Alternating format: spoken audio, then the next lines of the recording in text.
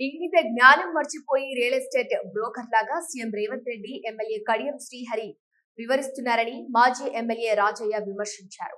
హనుమకొండ జిల్లా ధర్మసాగర్ మండల కేంద్రంలో బీఆర్ఎస్ పార్టీ నాయకుడు కర్ర సోమిరెడ్డి ఆధ్వర్యంలో ఏర్పాటు చేసిన మీడియా సమావేశంలో మాజీ ఎమ్మెల్యే డాక్టర్ రాజయ్య పాల్గొని మాట్లాడారు. గచ్చిబౌలిలో 400 ఎకరాల భూమిని పర్యావరణ వన్యప్రాణులు 90 రకాల పక్షులు ఆహ్లాదకరమైన వాతావరణాన్ని అనేక మందికి ఉపాధి కల్పిస్తున్న ప్రాంతాన్ని వ్యాపారం చేయటం సరైన విధానం కాదని విమర్శించారు. ప్రజలు బుద్ధి చెప్పడానికి కాంగ్రెస్ పార్టీకి బుద్ధి చెప్పడానికి ప్రజలంతా కూడా సిద్ధమవుతా ఉన్నారు. దాంట్లో భాగంగా పెద్దలు కేసీఆర్ గారు ఒక్కడిగా ప్రారంభించిన టిఆర్ఎస్ పార్టీ 25 సంవత్సరాలు పూర్తి చేసుకున్నది. 15 సంవత్సరాల ఉద్యమ పార్టీగా తెలంగాణ అస్తిత్వము, ఆత్మగౌరవము, తెలంగాణ ఉనికిని ప్రపంచ దేశాలకు చాటే విధంగా అన్ని వెరసి తెలంగాణ అభివృద్ధి ఇవ్వాలి. ఎవరు పట్టించుకుంటున్నారంటే ఇప్పటివరకు ఓన్లీ టిఆర్ఎస్ పార్టీనే. బీఆర్ఎస్ పార్టీకి ఆ సోయి లేదు, మన కాంగ్రెస్ పార్టీకి ఆ సోయి లేదు, తర్వాత బీజేపీ పార్టీకి ఆ సోయి లేదు. బీఆర్ఎస్ పార్టీ తెలంగాణ కోసం మాత్రమే పుట్టిన పార్టీ, తెలంగాణ అభివృద్ధి కోసం మాత్రమే పుట్టిన పార్టీ, తెలంగాణ ఆత్మగౌరవాన్ని భారతదేశం మొత్తం చాటడానికి కంకణం కట్టుకున్న పార్టీ. కాబట్టి ఏనాడు బీజేపీ వాళ్ళు కానీ కాంగ్రెస్ వాళ్ళు కానీ పార్లమెంట్లో మాట్లాడిన దాఖలు లేవు.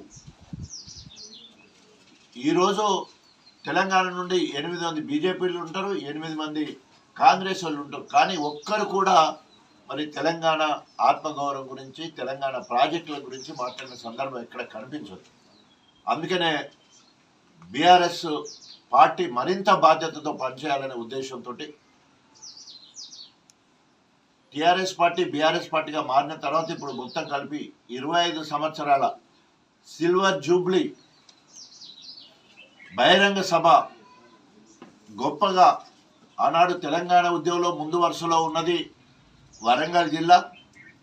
అంతేకాకుండా కేసీఆర్ గారి పిలుపునందుకొని త్యాగాల పునాదుల మీద తెలంగాణ రాష్ట్రాన్ని సాధించాలి, అధికార పార్టీ వాళ్ళు రాజీనామా చేయాలంటే అందరికంటే ముందుగా మళ్ళీ ఉద్యమంలో తొలి దళితుడుగా అధికార కాంగ్రెస్ పార్టీని ఎమ్మెల్యే పదవికి రాజీనామా చేసి గణపురం నియోజకవర్గ ప్రజల రుణం తీర్చుకోవడం కోసం చరిత్రలో మిగిలిపోయే విధంగా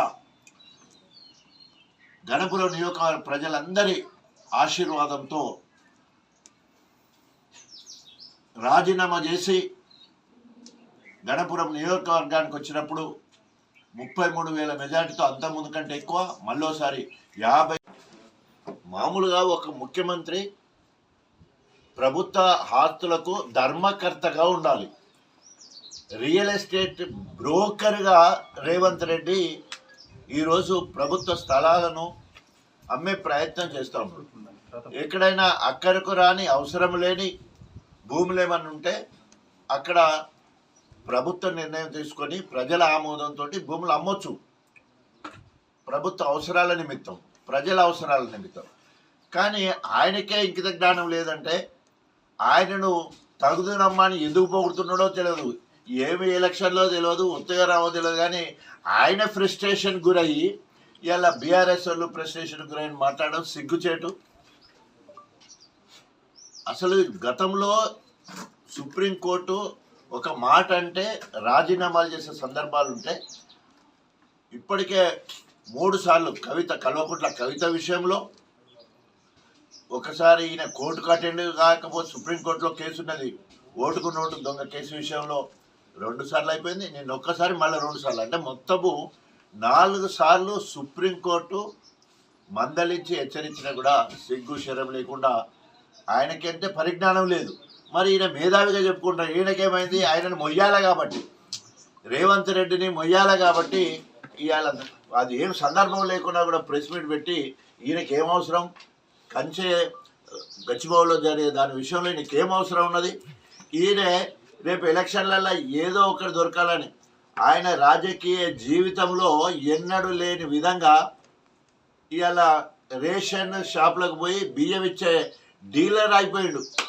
సిగ్గు శరం లేదు. ఎందుకంటే ఏంది మళ్ళీ దానికి ఇవాళ చిలుపూరు మండలంలో చిన్నపెండ్యాల, మల్కాపూర్, శ్రీపతిపల్లి వందలాది మంది పోలీసులను ఊరూరికి అడ్డం పెట్టేసాడు. ఆ 3 ఊర్లనైతే పోలీసులు దిగ్బంధం చేసిండు. ప్రత్యేకంగా శ్రీపతిపల్లిలో నిరంకుశ పాలన.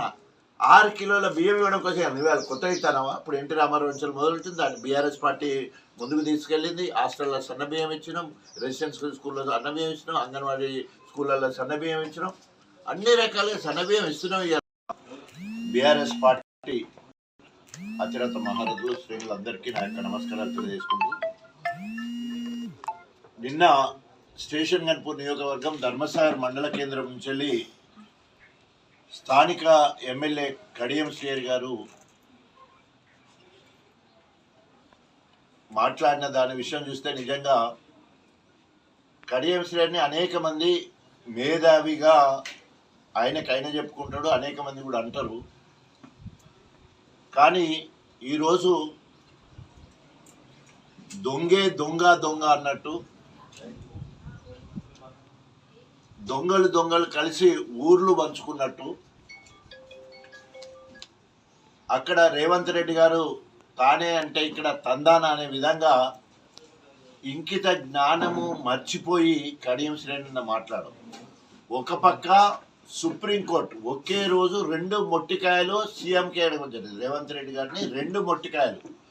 ఒకటి ఎమ్మెల్యేల అనర్హత పిటిషన్పై జరుగుతున్న సుప్రీంకోర్టులో కేసు ఉంటే మరి తగుదునమ్మని చెప్పేసి అసెంబ్లీలో ఉప ఎన్నికలు రావు, ఫిరాయింపు ఎమ్మెల్యేలు భయపడని అవసరం లేదని సబ్జుడిస్ అంటే సుప్రీంకోర్టు రాజ్యాంగబద్ధమైన పోస్టులో ఉండి గవర్నర్ కానీ లేదా స్పీకర్ కానీ సీఎం కానీ ఉండి మాట్లాడకూడని అంశాన్ని మాట్లాడినందుకు ఒక మందలింపు.